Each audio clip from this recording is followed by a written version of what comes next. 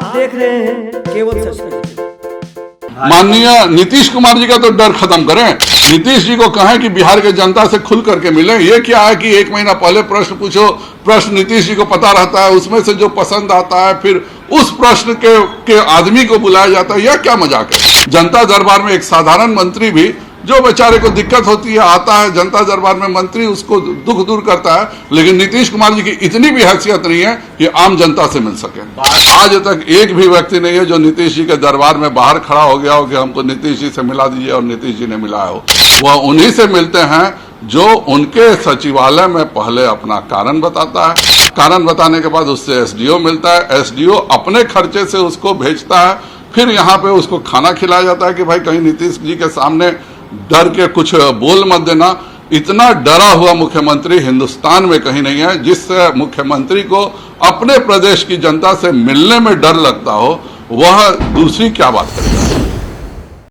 केंद्र में जब भी चुनाव हुए हैं हमेशा से भाजपा को वोट मिला है, और आज माननीय प्रधानमंत्री नरेंद्र भाई मोदी जी ने गरीबों के कल्याण की जितनी योजनाएं चलाई हैं, उतने बार तो गरीबों के बारे में लालू जी ने बोला भी नहीं है।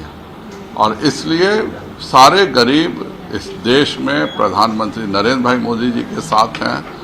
जिनका खाता नहीं खुलने वाला है वह सब ज़्यादा शोर मचा रहे हैं। जिनको 25 प्रधानमंत्रियों की बैसाखी चाहिए कि हम 25 मिल के प्रधानमंत्री बनेंगे और 25 मिल के देश लूटने का काम करेंगे। जितने गरीब कल्याण की योजनाएं हुई चली हैं, अगर उतना इन लोगों ने लूटा होता तो इन लोगों को हमेशा ध्यान आता है कि हमारी क्या स्थिति होती।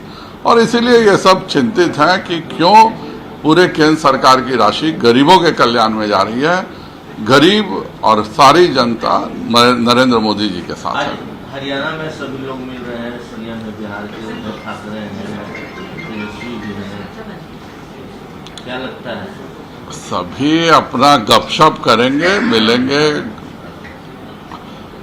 इनका एक दूसरे के यहाँ प्रभाव क्या है?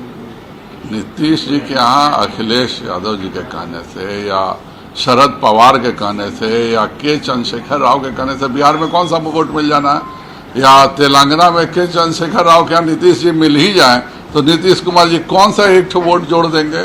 तो ये सब कोई मायने नहीं रखता है। पूरा देश प्रधानमंत्री नरेंद्र भाई मोदी जी के साथ है, और भाजपा ने 8 सालों में जो काम किया है गरीब कल्याण का, और 8 साल में हमारे विरोधी भी एक भी किसी तरह का घोटाले का आरोप नहीं लगा सके हैं। यह भाजपा का चरित्र है, और पूरे देश की जनता भाजपा के साथ है। काफी एग्रेसिव है, 2020 में कह रहे थे साजिश की थे। ललन सिंह जी कह रहे हैं कि माननीय गृह मंत्री जी घूमने आए। अगर उनकी इतनी इच्छा है तो गृह मंत्री जी को मैं अवश्य अनुरोध करूंगा कि वह नालंदा आए और नालंदा में बैठक करें।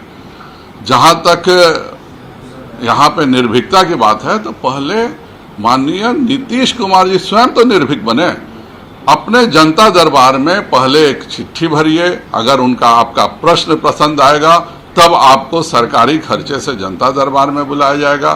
फिर जनता दरबार के सामने वो आदमी जिसका प्रश्न चपरासी से लेकर मुख्यमंत्री को पता है कि वो आदमी क्या प्रश्न पूछने जा रहा है, वह पूछेगा। तब नीतीश कुमार जी बोलेंगे कि अच्छा ऐसा हो गया है, हमको तो पता ही नहीं है, कहाँ है प्रधान सचिव जी, आइए। तो 1 महीना पहले डिजिटल में आप लिखवा लेते हैं प्रश्न क्या है, और उसके बाद यह नाटक करते हैं। मेरा माननीय मुख्यमंत्री जी से अनुरोध होगा कि बिहार में हर कोई निर्भीक है, इसके लिए अपने जनता दरबार में कम से कम 10 लोगों को बिना प्रायोजक कर्ता के मिले। आज तक एक भी व्यक्ति नहीं है जो नीतीश जी के दरबार में बाहर खड़ा हो गया हो कि हमको नीतीश जी से मिला दीजिए और नीतीश जी ने मिलाया हो।